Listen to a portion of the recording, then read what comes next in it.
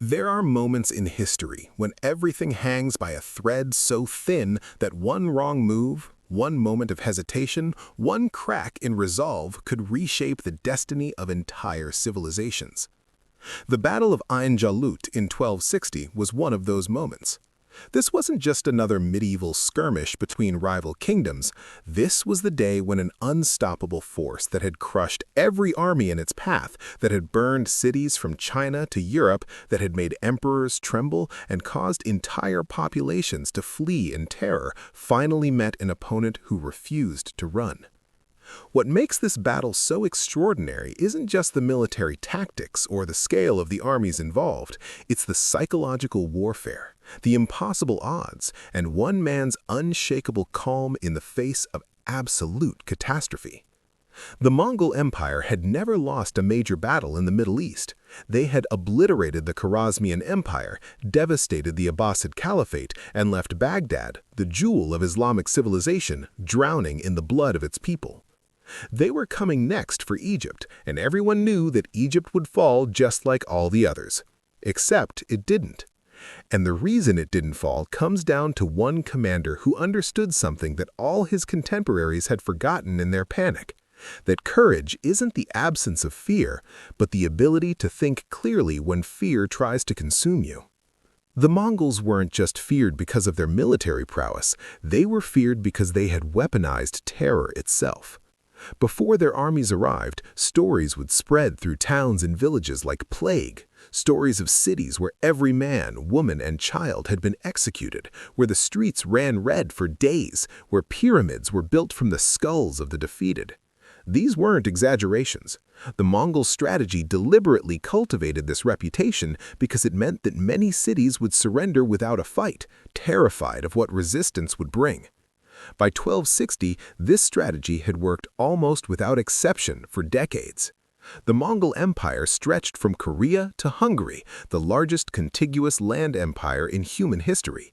They had defeated the Jin dynasty, the Song dynasty, the Kievan Rus, the Kingdom of Georgia, and countless others. Their military innovations, their brutal discipline, and their strategic genius had made them seem invincible.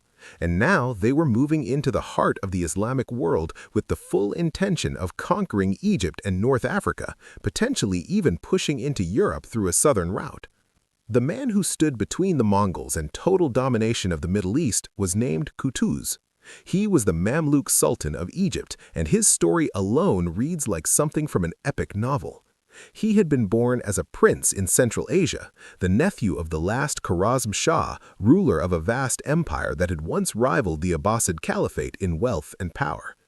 His birth name was Mahmud, and he had grown up in palaces surrounded by luxury, scholarship, and the trappings of royalty.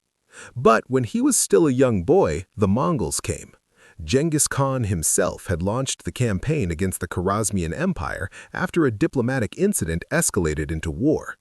What followed was one of the thoroughest destructions in military history. The Mongol armies swept through Central Asia like a scythe, leaving nothing but ashes and corpses. The cities of Bukhara, Samarkand, Merv, and countless others were systematically destroyed. Mahmud's family was scattered or killed. He himself was captured and sold into slavery, torn from a life of privilege and thrown into a world where he owned nothing, not even his own body.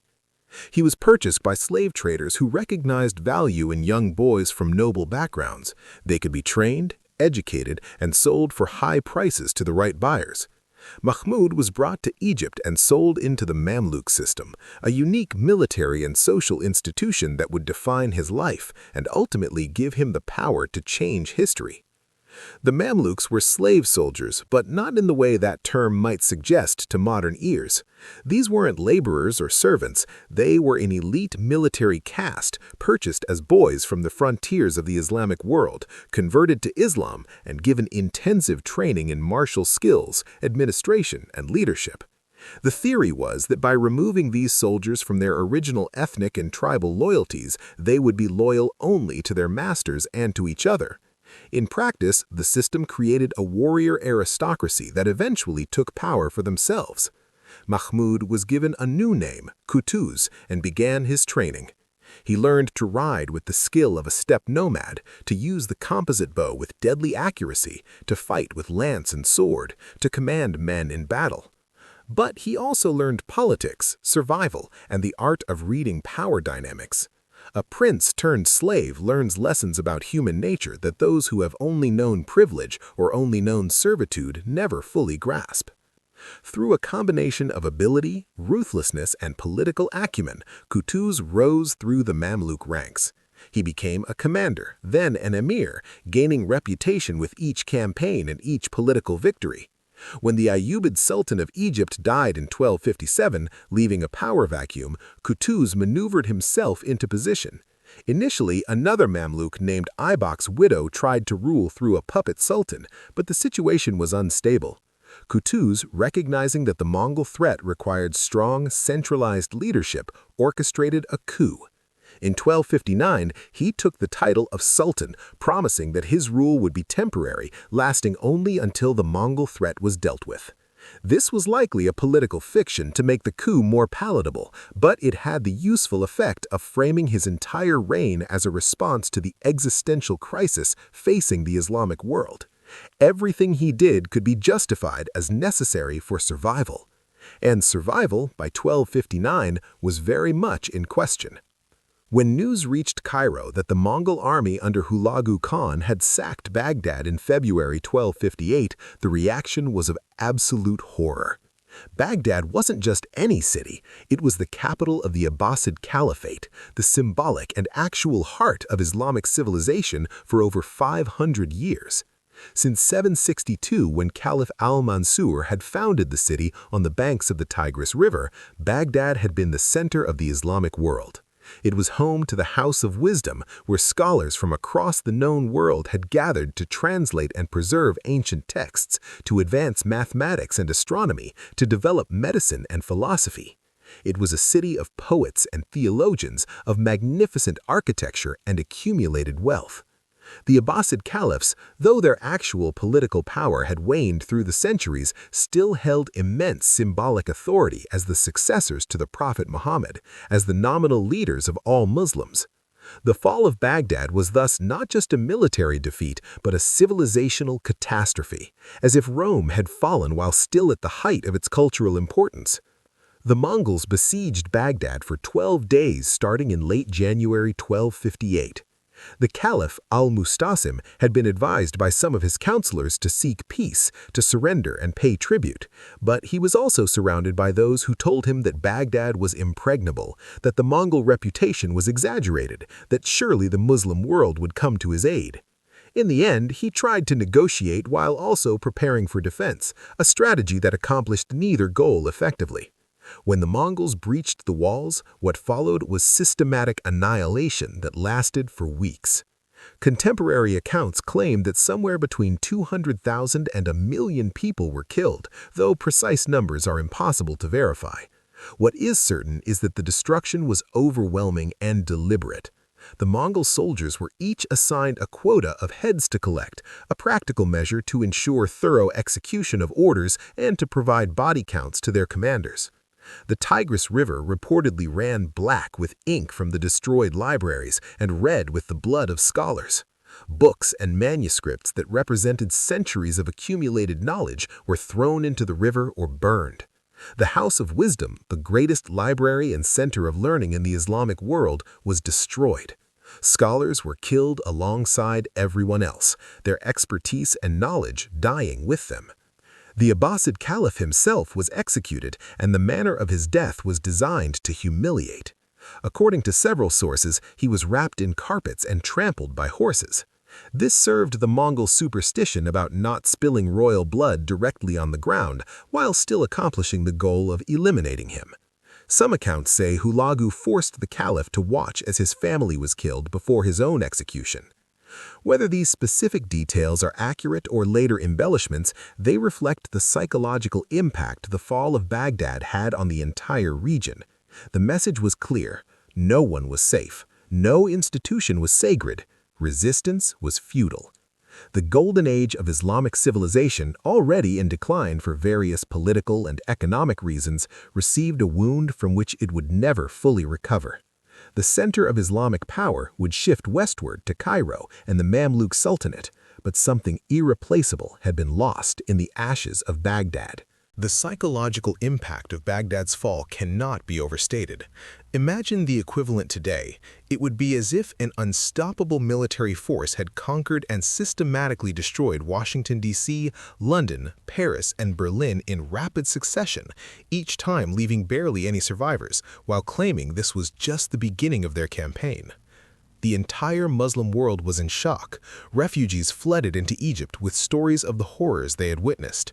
They spoke of cities where the streets were so clogged with corpses that horses couldn't pass, of rivers that ran red for days, of children killed in front of their parents, of mosques torn down and used as stables. These weren't propaganda or exaggerations intended to rally resistance. They were trauma-induced testimonies from people who had witnessed the unthinkable. The message was clear. Resistance was futile. Surrender was the only option that might allow some to survive. Several Muslim leaders sent emissaries to the Mongols offering submission. Princes and governors throughout Syria and Palestine calculated that accommodation was better than annihilation.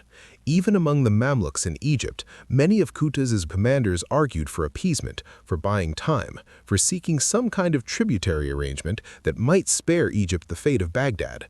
But Qutuz, newly installed as sultan after orchestrating a coup, made a different calculation. He looked at the situation not with the emotion of fear, but with the cold logic of strategy, and what he saw was opportunity hidden within the crisis. Yes, the Mongols were terrifying. Yes, they had destroyed every enemy they had faced in the region, but they had also overextended themselves. Their supply lines stretched back thousands of miles. They were operating in unfamiliar terrain and climate, and, most importantly, their reputation as invincible depended on maintaining an unbroken string of victories. If they could be defeated even once, that aura would crack.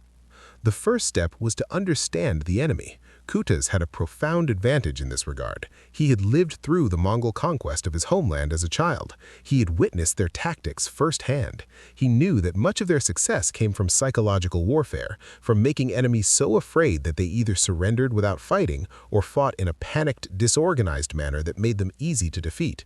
He also understood Mongol military doctrine, which emphasized mobility, archery, and psychological shock. They would feign retreats to draw enemies out of defensive positions, then surround and destroy them with superior cavalry tactics. They used scouts and intelligence gathering far more systematically than most medieval armies.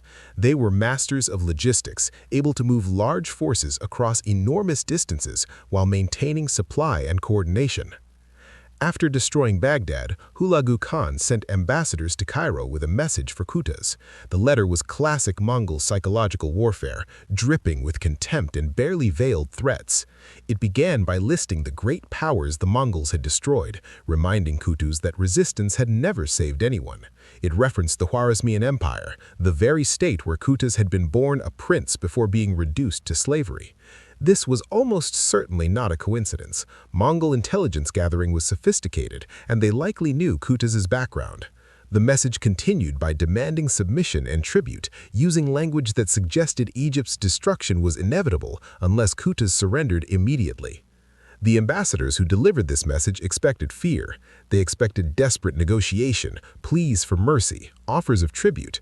They had seen this response dozens of times in dozens of courts. What they got instead was a demonstration of Qutuz's understanding of psychological warfare and his willingness to make bold, irreversible decisions. He had the ambassadors executed publicly in Cairo, their severed heads displayed at the city gates.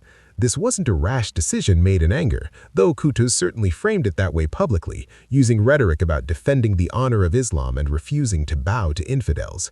It was a calculated move to make his position absolutely clear. There would be no negotiation, no submission, no desperate attempts to buy time or mercy. The Mongols would get war, and Egypt would either stand or fall by the sword. By executing the ambassadors, Qutuz removed his own escape routes. He had made peace impossible and forced his entire nation into a position where the only path forward was through battle. This is a profound leadership technique when facing an existential threat. By eliminating the option to surrender or negotiate, Qutuz ensured that everyone in Egypt, from the highest emir to the lowest soldier, understood there was no safety in appeasement. They would fight because they had no other choice. The response from other Muslim leaders was mixed. Some thought Qutuz had gone mad, that he had just guaranteed Egypt would suffer the same fate as Baghdad. Others, particularly among the common people and religious scholars, saw him as a heroic figure, finally willing to stand up to the Mongol terror. Qutuz used this support masterfully, framing the coming conflict in religious terms. This wasn't just a political or military conflict, but a defense of Islam itself against the pagan invaders. He called for jihad, holy war, which both motivated his own forces and put pressure on other Muslim rulers to at least refrain from actively helping the Mongols. The religious framing also helped with one of his most pressing problems: money. War is expensive, and the Mamluk treasury was not overflowing. Qutuz imposed new taxes and took emergency loans from wealthy merchants, justifying these unpopular measures as necessary for the defense of the faith. He even confiscated property from some wealthy families whom he suspected of disloyalty or simply had the misfortune of having resources he needed. These actions made him enemies among the elite, adding to the political dangers he faced. But they also gave him the funds to raise, equip, and supply an army capable of facing the Mongols. But declaring defiance and actually preparing for battle against the Mongols were two entirely different challenges. Qutuz faced immediate problems that would have broken most leaders. First, he didn't have the resources for a prolonged campaign. Even with the emergency taxation and confiscations, the Mamluk economy was strained. He needed to win quickly or not at all. A war of attrition against the Mongols would inevitably favor them, as they controlled vastly more territory and resources. Second, he couldn't fully trust his own emirs and commanders. Many of them thought he was insane for defying the Mongols and believed surrender was the only rational option. Some were already making quiet preparations to abandon Egypt if the Mongols invaded, arranging for ships to take them and their wealth to distant lands where they might start over. Qutuz had to walk a fine line between inspiring them to fight and intimidating them from betraying him. Third, the Mamluks, while excellent warriors individually, had never faced the Mongols in a major battle. They had no experience with Mongol tactics, which were fundamentally different from anything in the Middle Eastern military tradition. And fourth, even if he could solve all these problems, he would still likely be outnumbered by an army that hadn't lost a significant battle in decades. These weren't just tactical problems, they were existential threats that required solutions at every level of leadership. What Qutuz did next reveals the true nature of his genius. While his commanders argued about whether they should even fight, he was already thinking several moves ahead. He understood that the real battle wasn't just going to be fought with swords and bows. It was going to be fought in the minds of his soldiers, in the perception of his enemies, and in the strategic landscape of the region.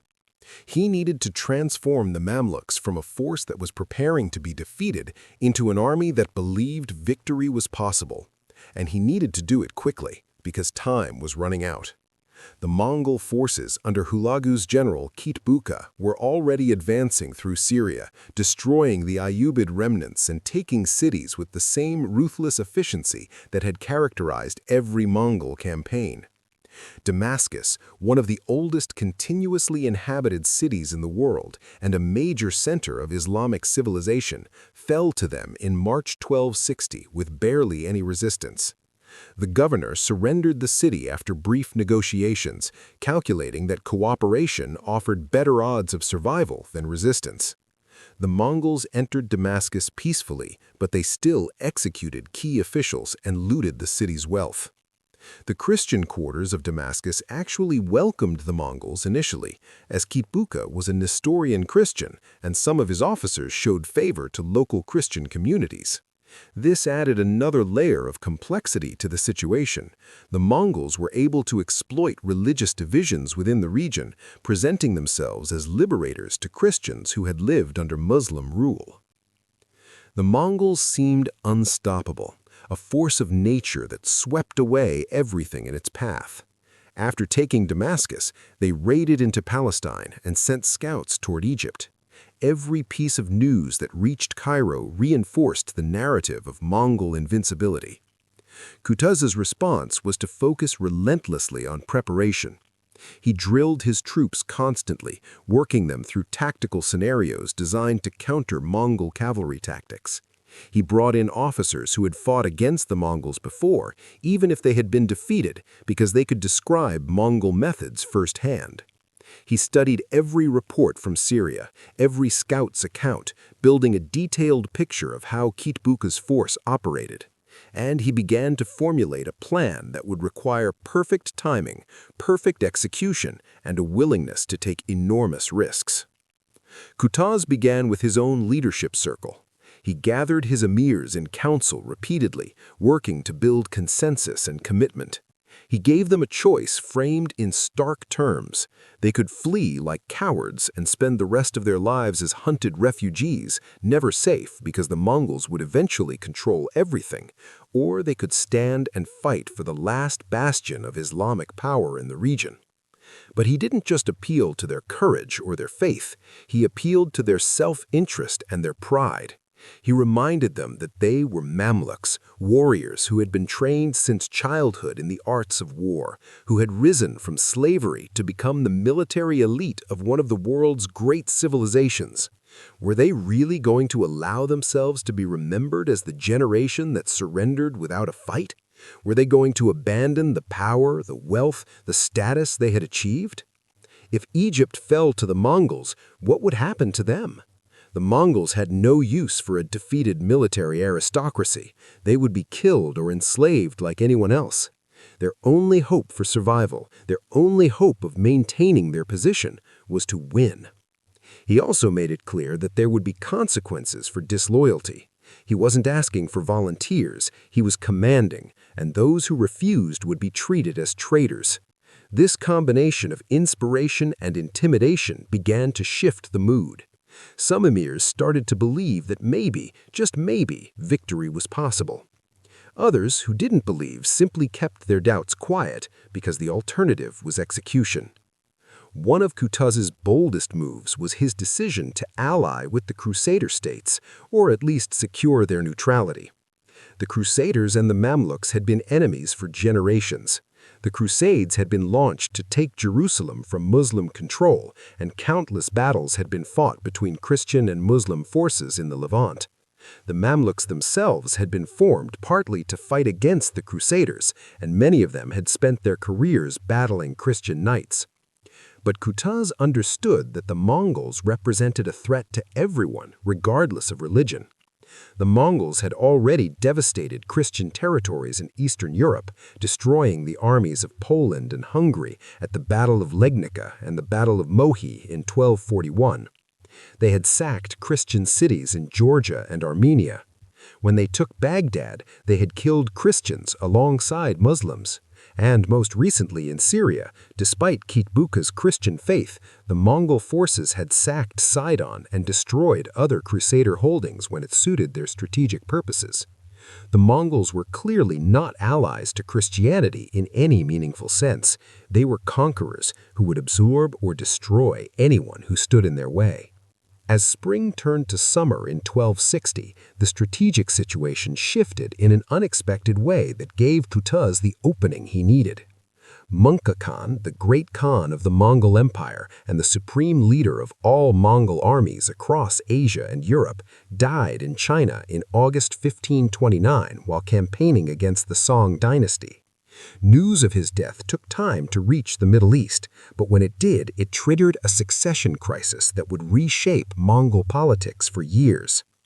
Mongol's brothers Kublai and Arik Bokay both claimed the title of Great Khan, leading to a civil war within the Mongol Empire. Hulagu Khan, who had been leading the Mongol forces in the Middle East with the bulk of the Mongol army, was forced to return to Mongolia with most of his troops. He needed to participate in the Kurultai, the great assembly that would select the new Great Khan. He also needed to protect his own political position and the interests of his family line in the succession struggle. The Mongol Empire, for all its military might, was still fundamentally organized around the principle of family succession, and the death of a great Khan created uncertainty and danger for all the major Mongol princes. Hulagu left behind a force to hold the territories he had conquered and to continue expanding Mongol control where possible. This force was commanded by Kitbuka, a Nestorian Christian general who had been instrumental in the conquest of Baghdad and Syria. Kitbuka was an experienced and capable commander, a veteran of numerous campaigns. He had distinguished himself in earlier Mongol wars and had earned Hulagu's trust. But the force he commanded, while still formidable by any standard, was a fraction of what Hulagu had brought to the region. Estimates vary, but most historians believe Kitbuka had somewhere between 10,000 and 20,000 soldiers, compared to the 100,000 or more that Hulagu had commanded at the height of the campaign. This was still a substantial army, composed primarily of Mongol heavy cavalry, supplemented by auxiliary troops from various conquered peoples, including Armenians, Georgians, and even some Muslim soldiers who had decided to serve the Mongols rather than resist them. But for the first time, the numbers were more balanced. For the first time, the Mongols didn't have an overwhelming numerical advantage to go along with their tactical superiority. Qutuz saw his opportunity. But even with more balanced numbers, the psychological advantage still belonged to the Mongols. They had the reputation, the confidence, and the experience of victory. Qutuz needed to do something that would shock them, that would break the aura of invincibility that surrounded them. He decided to take the offensive.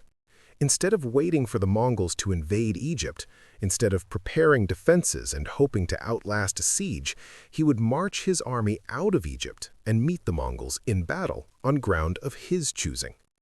This decision was met with resistance from many of his commanders. The conventional wisdom was that you defended from strong positions when facing a superior enemy. You didn't march out into open territory where the Mongols could use their superior cavalry tactics to devastating effect. Egypt's natural defenses, the deserts and the Nile Delta, gave significant advantages to defenders. Why would you abandon those advantages to fight in enemy-controlled territory? But Qutuz understood something crucial about the Mongol mindset. They expected fear. They expected their enemies to cower behind walls, to delay, to seek negotiation. By marching out aggressively, Qutuz was sending a message that he wasn't afraid, and that psychological shift would matter when the actual battle began. He was also following a principle of warfare that many leaders forget. Sometimes the riskiest move is the safest, because it's the one your enemy doesn't expect and hasn't prepared for. The Mongols would be expecting to invade Egypt and lay siege to Cairo. They wouldn't be expecting to meet a large Mamluk army advancing aggressively into Palestine. This surprise would give Qutuz tactical options he wouldn't have if he simply waited for the Mongols to come to him. Additionally, by taking the fight to Syria and Palestine, Qutuz was fighting for territory that, while important, wasn't Egypt itself. If he lost, he could potentially retreat back to Egypt and defend from there. But if he won, he would liberate Syria and establish the Mamluks as the dominant power in the region. The strategic calculus favored offensive action despite the tactical risks. In July 1260, Qutuz led the Mamluk army out of Egypt. It was a strange procession that must have drawn crowds in Cairo. The entire military strength of Egypt, perhaps the last Muslim power capable of resisting the Mongols, was marching out toward what many expected would be its destruction. The army consisted of approximately 12,000 to 20,000 soldiers, though precise numbers are difficult to establish from medieval sources. The core was heavy cavalry, Mamluks equipped in the style typical of Middle Eastern armies of the period: lance, sword, and composite bow, with excellent armor, including mail and scale armor, helmets, and shields. These were professional soldiers, trained from youth in military skills. Many of them were originally from Central Asia or the Caucasus, captured or purchased as boys and raised within the Mamluk system. They were disciplined, skilled, and loyal to their commanders. They represented one of the finest military forces in the world. But they had never faced the Mongols, and the stories they had heard would have been terrifying. As they marched north through the Sinai Peninsula and into Palestine, Qutuz would have spent every moment reinforcing their confidence, reminding them of their training and preparing them mentally for what was to come. Medieval battles were as much psychological as physical. Soldiers who believed they were going to lose often did lose, not because they lacked skill or courage, but because fear undermined their ability to fight effectively. Qutuz needed his men to believe they could win, and he needed them to trust his leadership absolutely. He would have told them about Mongol weaknesses, about how the Mongols could be beaten if they were met with courage and discipline. He would have reminded them that they were fighting for their families, their faith, and their civilization. He would have used the march itself as a bonding experience, building unit cohesion and shared purpose. By the time they reached the battlefield, they needed to be not just an army, but a unified force with absolute faith in their cause and their commander. The Mongol force under Kitbuka was positioned in the Jezreel Valley in northern Palestine, near a place with springs called Ain Jalut, which translates to Spring of Goliath or Goliath Spring. The location is in what is today northern Israel, a region that has seen countless battles throughout history because of its strategic position connecting Egypt, Syria, and Mesopotamia. The valley itself was relatively open, good terrain for cavalry operations, which is why it had been the site of battles going back to ancient times. Kitbuka had been raiding the region and consolidating Mongol control over Palestine. He was confident that when the Mamluks arrived, they would be defeated like every other army that had faced the Mongols. His force was primarily Mongol heavy cavalry, the elite core of Mongol military might, supplemented by auxiliary troops from various conquered peoples. These soldiers were veterans of dozens of campaigns. They had fought in Persia, in Mesopotamia, in Syria. They had stormed fortified cities and routed armies in open battle. They believed absolutely in their superiority, and they had every reason to believe it. Nothing in their experience suggested that this battle would be any different from all the others. When Kitbuka received reports that a large Mamluk army was advancing toward him, he likely welcomed the news. Finally, the enemy is coming out to fight in the open rather than cowering behind defenses. This was exactly the kind of battle the Mongols excelled at. He positioned his forces in the valley and prepared to destroy the Mamluk army when it arrived. The Mongol confidence wasn't arrogance in the conventional sense, it was the well-earned confidence of soldiers who had never been defeated in this theater of war. They had every tactical and strategic reason to believe they would win. Qutuz arrived in the region in late August 1260 and began to prepare his battle plan. This is where his calm, analytical approach to leadership became most evident. He could have simply rushed into battle, trusting in the courage of his soldiers and the righteousness of his cause. Many commanders in history have done exactly that, and many have been destroyed because of it. But Qutuz took the time to scout the terrain, to understand the tactical possibilities, and to craft a plan that would neutralize the Mongol advantages while exploiting their assumptions. He sent scouts to observe the Mongol positions, to count their numbers, to understand their dispositions. He studied the Valley of Ain Jalut carefully, looking for terrain features that could be exploited. The valley was relatively open, which seemed to favor the Mongols' mobile cavalry tactics, but it also had hills and areas of broken ground surrounding it that could be used to conceal forces and set up ambushes. Qutuz developed a plan that was risky but brilliant.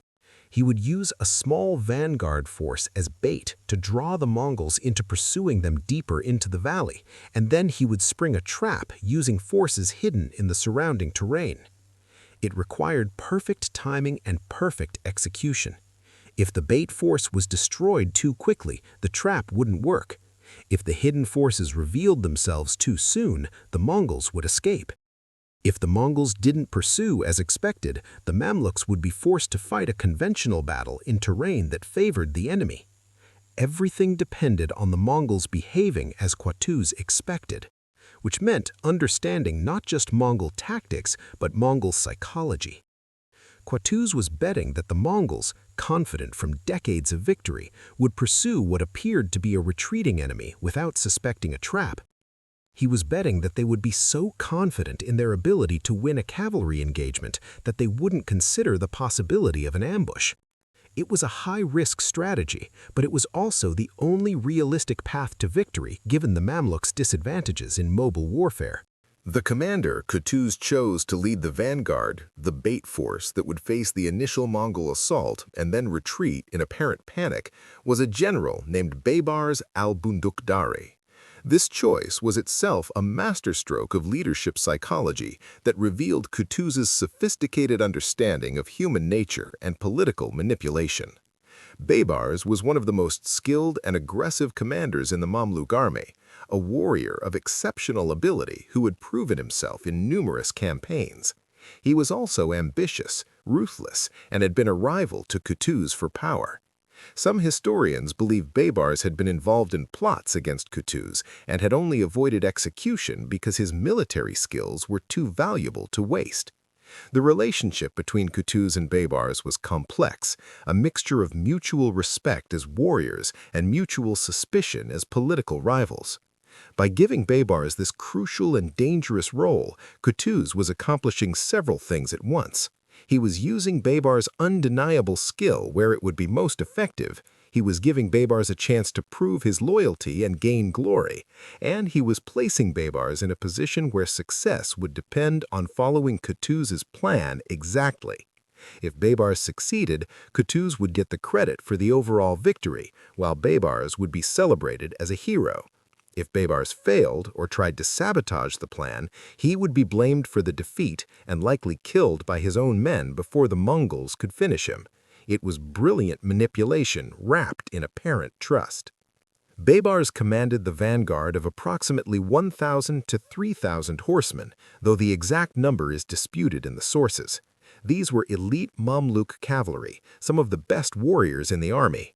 Their job was to engage the Mongols, fight fiercely enough to seem like a real threat, but not so fiercely that they would be quickly destroyed, and then retreat in an apparently panicked fashion that would draw the Mongols deeper into the valley. This required incredible discipline and skill. A feigned retreat is one of the most difficult military maneuvers to execute because it requires soldiers to turn their backs on the enemy and run, while still maintaining enough organization to be able to turn and fight again when needed. If the retreat became a real panic, the vanguard would be destroyed and the trap would fail. Baybars would have drilled his men repeatedly, making sure they understood exactly what was required and could execute it under the stress of actual combat. Qutuz positioned the main force of the Mamluk army hidden in the hills and broken ground surrounding the valley. These forces would remain concealed until the Mongols were fully committed to pursuing Baybars' vanguard. Then they would emerge from multiple directions and attack the Mongols from the flanks and rear, surrounding them and cutting off their escape. The positioning required careful reconnaissance and precise execution. The hidden forces needed to be close enough to the battlefield to intervene quickly, but far enough away and well enough concealed that Mongol scouts wouldn't detect them. They needed to remain absolutely still and silent for hours, possibly in full armor under the Middle Eastern sun, waiting for the signal to attack. This kind of discipline was a testament to the training and professionalism of the Mamluk army. On the morning of September 3, 1260, just after dawn, Baybars' vanguard appeared in the valley and began moving toward the Mongol position. The morning was likely already hot, as early September in Palestine is still summer, with temperatures that would have been uncomfortable for men and horses wearing armor and carrying weapons. The Mongol scouts would have immediately reported the appearance of the Mamluk force to Kitbuka. A smaller Mamluk force, apparently exposed in open terrain, would have seemed like a gift. This was exactly the kind of tactical situation the Mongols excelled at exploiting. Kitbuka ordered his cavalry to advance and engage. The Mongols came forward in their typical fashion, disciplined formations of horse archers, ready to surround the enemy with mobile firepower, closing in for the kill once the enemy formation was disrupted. The Mongol horse archers were among the most effective military units in medieval warfare, able to fire accurately from horseback while moving at speed, surrounding enemies and destroying them with volleys of arrows before closing with swords and lances. Baybars's force met them with a brief, fierce exchange. The Mamluk horsemen charged forward, lances lowered, crashing into the Mongol lines. Arrows flew in both directions. Men and horses fell, screaming. The noise would have been tremendous, the thunder of thousands of hooves, the clash of weapons, the screams of wounded soldiers and animals, the shouted orders of commanders. For a few minutes, it would have seemed like a conventional cavalry battle, but then, following the plan, Baybars ordered his men to retreat. The vanguard turned and began to ride back the way they had come, back deeper into the valley. To the Mongols, this would have looked entirely familiar. Another enemy was breaking before the legendary Mongol cavalry. Another victory was unfolding exactly as expected. The Mongol forces pursued with confidence, pushing deeper into the valley, eager to complete the destruction of this Mamluk force. The pursuit continued for some time, the Mamluks staying just far enough ahead to avoid being overtaken and destroyed, but close enough that the Mongols believed they could catch them if they pushed a little harder. Baybars was executing the most dangerous phase of the plan. If his men panicked and the retreat became disorganized, they would be slaughtered. If they retreated too slowly, they would be overwhelmed behind. If they retreated too quickly, the Mongols might become suspicious and break off the pursuit. It required perfect judgment and perfect execution. Meanwhile, the hidden Mamluk forces in the surrounding hills watched and waited, invisible to the Mongols below. Qutuz would have been with these forces, watching the trap unfold, calculating the perfect moment to spring it. What happened next was the moment when calm preparation met brutal execution. As the Mongols pursued Baybars's retreating force deeper into the valley, they suddenly found themselves hit from multiple directions. Mamluk cavalry units that had been hidden in the surrounding hills came charging down in coordinated waves. The disciplined formations of Mongol cavalry, stretched out in pursuit, were suddenly fighting on multiple fronts. The Mongols, who had thought they were pursuing a broken enemy and closing in for an easy victory, were suddenly fighting for their lives. The open terrain that had seemed to favor them had become a killing ground. The trap had been sprung perfectly. The Mamluks weren't trying to match the Mongols in mobility and archery duels, which would have been futile. The Mongols were simply better at that kind of warfare, with centuries of steppe warfare tradition and techniques that Middle Eastern armies couldn't effectively counter. Instead, the Mamluks were using heavy cavalry charges at close quarters, where their superior armor and weapons gave them the advantage. The Mamluks' strategy was to close the distance quickly, to get into melee combat where Mongol mobility didn't matter, where it was sword against sword, and the heavier armor and larger horses of the Mamluks would give them the edge. The Mamluks crashed into the Mongol lines in waves, smashing through their lines, surrounding isolated units, preventing the Mongols from reforming and using their preferred tactics. But even with the trap sprung, even with the Mongols surprised and fighting on multiple fronts, the battle was far from decided. The Mongols were veteran soldiers who had survived countless battles. They didn't panic easily. These were men who had fought their way from Mongolia to the Mediterranean, who had destroyed armies and conquered kingdoms. A tactical surprise wasn't going to make them simply collapse. Kibuka was an experienced commander who had led men through numerous desperate situations. He immediately began to rally his forces and organize counterattacks, attempting to break through the Mamluk encirclement and escape the trap. The Mongol units formed defensive circles, traditional steppe warfare formations, where horsemen would face outward in all directions, making it harder for enemies to attack them from behind. They returned fire with their own archers, trying to thin the Mamluk formations before they could close to melee range. Kibuka led several personal charges, attempting to break through the Mamluk lines and create an escape route for his army. Telling and preparing this story took us a lot of time. So if you're enjoying it, subscribe to our channel. It means a lot to us. Now back to the story. For hours, the battle raged, with neither side able to gain a decisive advantage. The valley became a chaotic swirl of combat, with dozens of separate melees happening simultaneously across the field. Men and horses fell in tangled heaps. The ground became slick with blood. The air filled with dust and smoke from fires started by arrows and the crash of charging cavalry.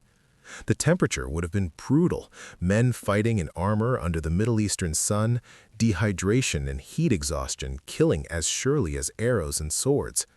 The noise would have been overwhelming, a constant roar of combat that made it nearly impossible to hear orders.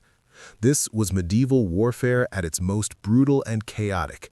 Thousands of men trying to kill each other in close quarters. No neat lines or organized formations, just desperate combat for survival. The Mamluks were fighting with the desperation of men who knew this was their last stand, that if they lost here, there would be nowhere else to retreat to. If they failed, Egypt would be next on the Mongol path of conquest, and everything they had fought for would be lost. The Mongols were fighting with the confidence of soldiers who had never known defeat in this region, who couldn't quite believe that this was happening to them, who kept expecting that at any moment their superior skill and experience would turn the tide as it always had before. Both sides fought with absolute commitment, knowing that this battle would decide the fate of entire civilizations. At some point during the height of the battle, a critical moment occurred that would determine the outcome. Various historical sources differ on the exact details and timing, but they agree on the essence. The Mamluk lines began to waver. Some units started to fall back under the pressure of Mongol counterattacks. The discipline that Qutuz had worked so hard to instill was beginning to crack as the reality of combat against the legendary Mongols took its psychological toll. Soldiers who had been brave when following a plan began to wonder if they were about to become part of the next story of Mongol invincibility. The Mongol reputation, even in the middle of a battle where they were surprised and surrounded, was working its psychological magic. Fear began to spread through parts of the Mamluk army. Some units broke contact and began to retreat. If this continued, if the retreat spread, the entire Mamluk position could collapse. The trap that had seemed so perfect could turn into a disaster, with the Mamluks panicking and being destroyed by the very enemy they had thought they had surrounded. This was the moment when everything could have collapsed, when fear could have turned an organized army into a panicked mob, when the battle could have been lost despite all the careful preparation. This was the moment when the psychological advantage of the Mongol reputation would either win them the battle or be broken forever. And this was the moment when Qutuz demonstrated the quality that defines true leadership under pressure. He had been commanding from a position where he could observe the flow of battle, likely on a hill or elevated position where he could see the overall tactical situation. When he saw his lines beginning to break, when he saw the fear spreading through his army, he didn't issue orders through messengers or try to control the battle from a distance. He didn't stay in the safe position where commanders traditionally directed battles. He did something that was both incredibly brave and incredibly risky. He rode directly into the most desperate part of the fighting, into the place where the Mamluks were on the verge of breaking, where the outcome of the battle hung in the balance. He removed his helmet so that every soldier could see his face and recognize him. This was important in medieval warfare, where identification was difficult in the chaos of battle. He needed his men to know that their sultan, their supreme commander, was with them in the thick of the fighting. He began to shout to his soldiers, his voice carrying over the din of battle. The exact words vary between historical sources, but all accounts agree that he invoked both religious faith and personal pride. He called out, Ya Allah, and Wa Islama, which roughly translates to, O God and O Islam. He reminded them that they were fighting for their families, their faith, their civilization. He told them that if they ran, they would be hunted down and killed anyway, so they might as well die with honor on the battlefield rather than be slaughtered like animals in flight. He told them that this was the moment that would define them for all of history, that they could either be remembered as cowards who fled from the Mongols or as heroes who saved their civilization. And then, leading by example rather than just inspiring with words, he personally led a charge into the Mongol formations. The Sultan of Egypt, the supreme commander of the last major Muslim power capable of resisting the Mongols, charged into close combat with an enemy force that had destroyed every army it had faced. This wasn't strategy or tactics in the conventional sense. This was pure leadership, the kind that can't be taught in military academies or learned from books. This was a leader telling his men through actions rather than words, "I will not ask you to do anything I won't do myself. I will share every danger you face. We stand together or fall together." There's something about seeing your commander, the Sultan himself, fighting in the thick of battle beside you that changes the psychology of soldiers in ways that are hard to describe but impossible to deny. It's not rational. It doesn't change the tactical situation on the ground. A sultan with a sword is no more effective militarily than any other skilled swordsman, but it matters immensely for morale and cohesion. It transforms the battle from a military operation into a shared ordeal, from following orders into fighting for something larger than yourself. The Mamluk soldiers who had been on the verge of breaking saw their leader risking everything alongside them, and they rallied. Officers who had been struggling to keep their men in formation found renewed energy.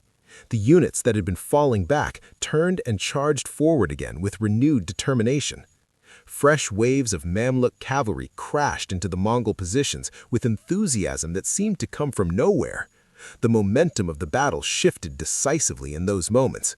The Mongols, who had been on the verge of breaking through and salvaging the situation, suddenly found themselves being pushed back and surrounded more tightly. The trap that had seemed to be failing was springing shut again, this time with finality. The Mamluk army, which had been cracking under pressure, had recovered its nerve and was fighting with renewed desperation and determination. Qutuz fought brilliantly and desperately to turn the tide. He personally led multiple charges, attempting to break through the Mamluk encirclement. Sources describe him as fighting with exceptional courage, rallying his men again and again, refusing to accept defeat. But the trap had been too well designed, and now that the Mamluks had recovered their nerve, the numbers and positioning favored them decisively. Slowly but inexorably, the Mongol formations were compressed and overwhelmed. Individual units were surrounded and destroyed. The disciplined Mongol army began to fragment into isolated groups, fighting for survival rather than for victory. As the afternoon wore on and the sun began its descent towards the horizon, the outcome became increasingly clear. The Mongols were being systematically destroyed.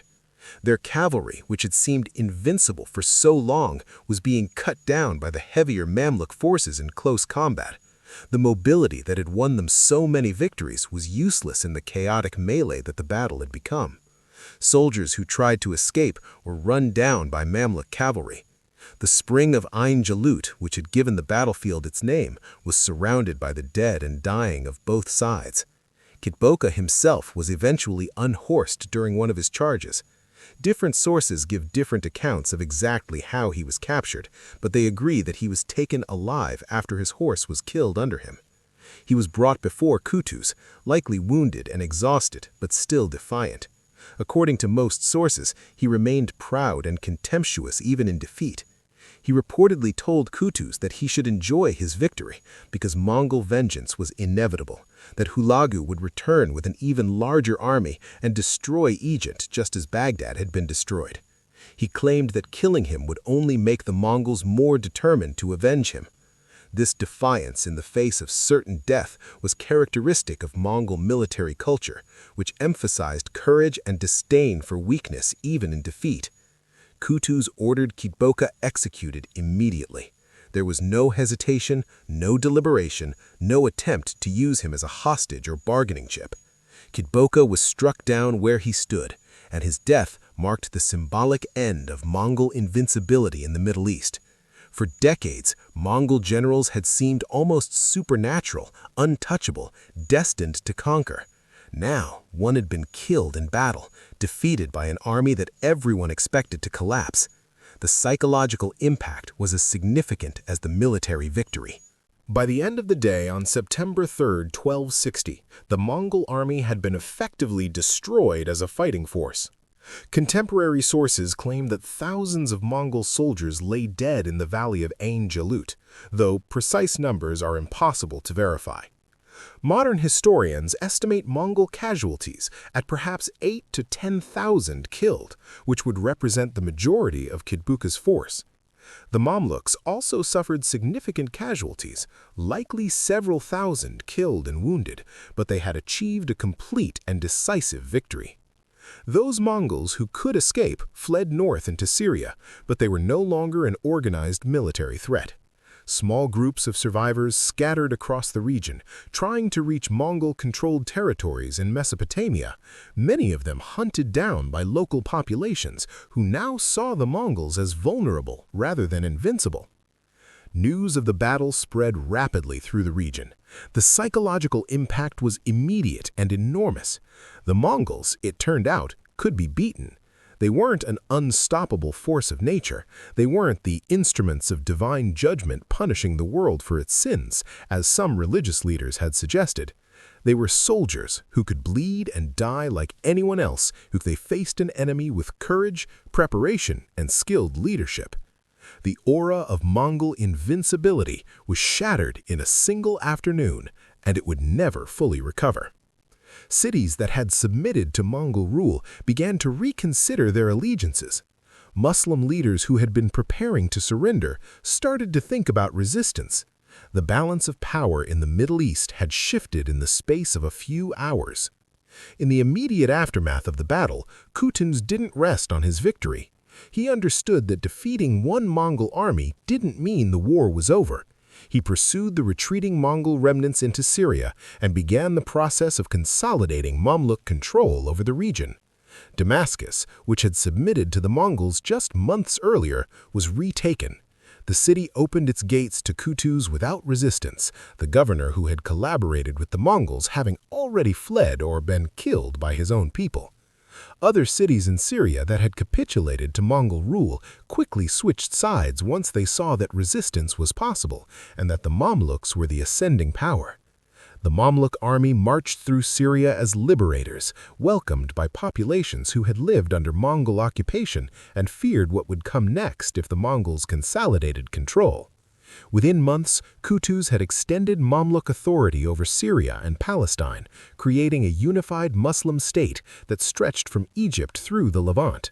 This wasn't just a defensive victory that had saved Egypt from conquest, it was the foundation of what would become the Mamluk Sultanate, a major power that would dominate the region for the next 2.5 centuries.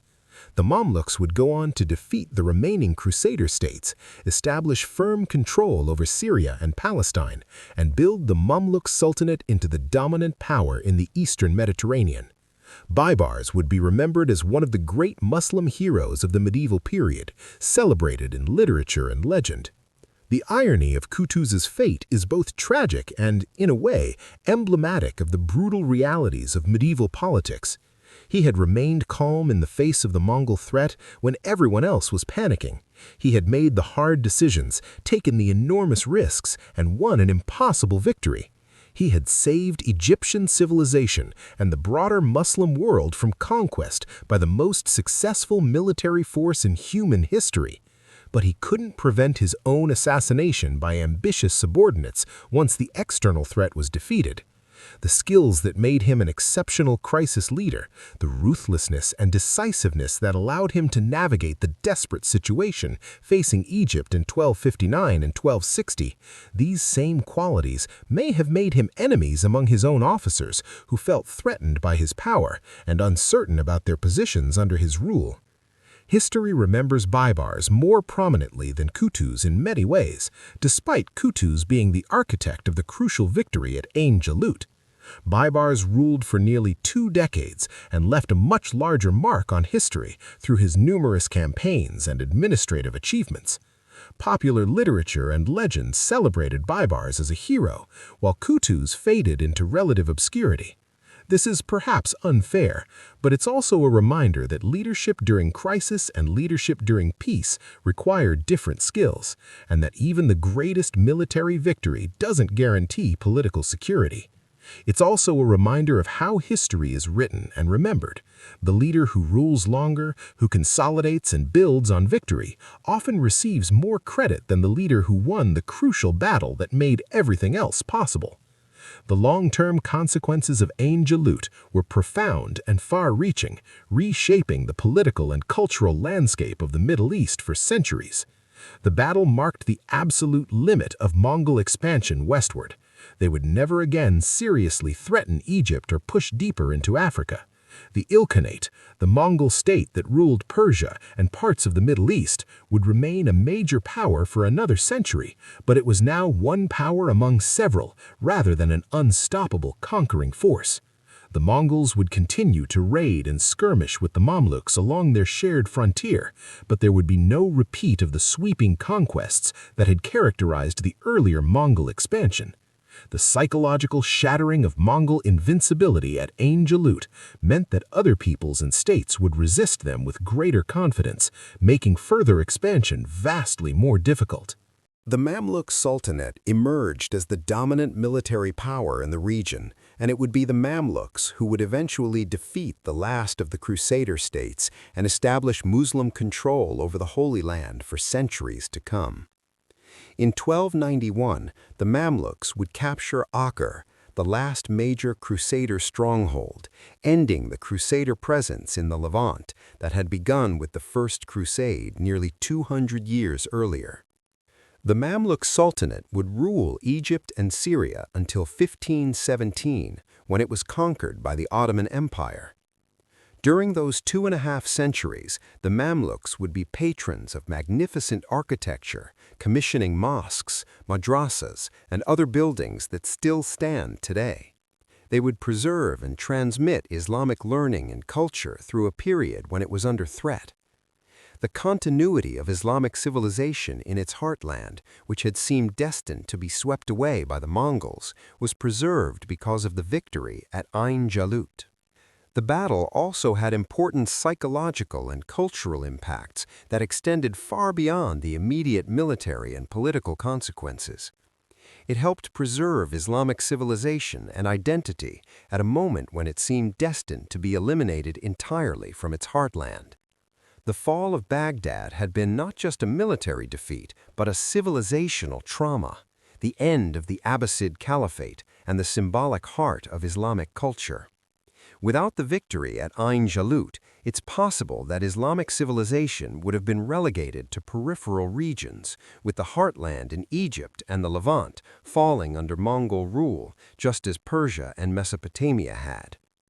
The psychological impact of knowing that the Mongols had been defeated, that resistance was possible, helped maintain cultural confidence and identity during a period of immense upheaval.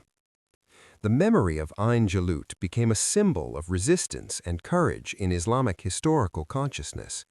It was proof that even overwhelming odds could be overcome with determination and smart leadership. The battle would be referenced by later Muslim leaders facing existential threats, used as an example of how faith, courage, and good strategy could overcome seemingly impossible situations. While Qutuz himself faded somewhat into historical obscurity, the battle he won remained a powerful symbol. Looking back across more than 7 centuries, what lessons does Ain Jalut offer that remain relevant? The obvious one is about the importance of leadership during crisis. Qutuz faced a situation where conventional wisdom said surrender was the only rational option, where his own subordinates doubted him, where the enemy had every advantage of reputation and momentum. Everyone expected Egypt to fall just as Baghdad had fallen. But Qutuz didn't panic. He analyzed the situation clearly, made hard decisions, took calculated risks, and when the critical moment came, he led from the front. His ability to remain calm and think strategically when everyone around him was consumed by fear was the decisive factor that changed history. This kind of calm under pressure is perhaps the most important quality a leader can have during existential crisis. It's not about being unafraid, because Qutuz certainly understood the enormity of the threat and the consequences of failure. It's about being afraid and doing what needs to be done anyway. It's about maintaining your capacity for clear thought and decisive action when every instinct is screaming at you to either fight blindly in panic or freeze in terror. Qutuz could have given in to panic and either surrendered to the Mongols or launched a poorly planned defensive campaign that would have resulted in Egypt's destruction. Instead, he thought carefully about strategy, about how to negate Mongol advantages and exploit their assumptions, about how to motivate his own forces and secure his political position. That clarity of thought in the face of terror was what made victory possible. Another lesson is about the nature of reputation and psychological warfare. The Mongols had built their empire as much on fear as on military skill. Their reputation of invincibility was a weapon they wielded as effectively as their bows and horses. This reputation meant that many enemies surrendered without fighting, that those who did fight often did so in a panicked, disorganized way that made them easy to defeat. The Mongol strategy of cultivating terror through stories of massacres and destruction was brilliant psychology. But reputations, no matter how well earned, can be broken. Once Ain Jalut showed that the Mongols could be defeated, they never again enjoyed the same psychological advantage. Other peoples and armies would resist them with more confidence. The myth of inevitability was shattered. This principle extends far beyond medieval warfare. In business, in politics, in personal relationships, entities and individuals often operate with reputations that make them seem more powerful or invincible than they actually are. Challenging those reputations successfully can change the entire dynamics of a situation. The bully who seems invincible often crumbles when finally confronted. The market leader who seems unbeatable can be disrupted by innovations they didn't see coming. The political movement that seems to have inevitable momentum can be stopped by determined opposition. Ain Jalut reminds us that invincibility is often as much perception as reality, and that the perception can be changed by those brave enough to challenge it. There's also a profound lesson about adapting tactics to circumstances rather than rigidly following doctrine. The Mamluks didn't try to beat the Mongols at their own game. They didn't attempt to match Mongol mobility and archery tactics, which would have been futile given that the Mongols had spent centuries perfecting those techniques on the steppes of Central Asia. Instead, Qutuz designed a battle plan that negated Mongol advantages and created conditions where Mamluk strengths in heavy cavalry and close combat could be decisive. He used deception, terrain, and surprise to overcome superior enemy skill in open warfare. This kind of asymmetric thinking, of finding ways to avoid your opponent's strengths while exploiting their weaknesses, is fundamental to strategic success in any competitive endeavor. In modern terms, this is the principle behind disruptive innovation in business, behind guerrilla warfare in military strategy, behind any situation where a weaker party successfully challenges a stronger one. You don't win by playing the game according to your opponent's rules. You win by changing the rules, by creating conditions where your advantages matter more than theirs. Qutuz understood this intuitively and designed his entire strategy around it. Perhaps the most profound lesson, though, is about how history turns on moments and individuals. If Qutuz had made different choices, if he had chosen to submit to the Mongol ambassador's demands, or to defend passively from behind the walls of Cairo, if he had not sprung his trap effectively at Ain Jalut, if he had not rallied his troops at the critical moment when they began to break, the entire history of the region would have been fundamentally different. The Mongols might have conquered Egypt and North Africa. Islamic civilization in its heartland might have been destroyed or fundamentally altered. The Mamluk Sultanate might never have emerged as a major power. The cultural, religious, and political landscape of the Middle East could have developed along completely different lines. One battle, one day, one commander's calm courage changed the trajectory of civilizations.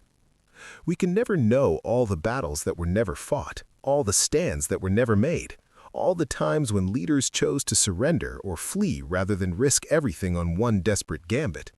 But we know about Ain Jalut because Qutuz made the opposite choice. His refusal to panic at the darkest moment, his willingness to risk everything, opened a path that no one else thought existed. This is both inspiring and sobering. Inspiring because it shows that individual agency matters, that one person's courage and clarity of thought can genuinely change history.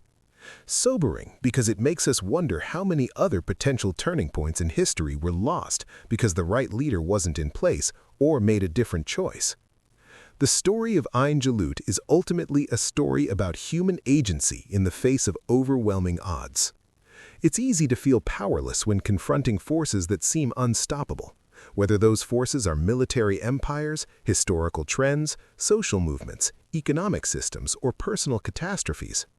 The natural human response to overwhelming threat is either panic or paralysis, fight or flight taken to extremes where neither response is particularly effective. Panic leads to poorly thought-out actions that often make situations worse.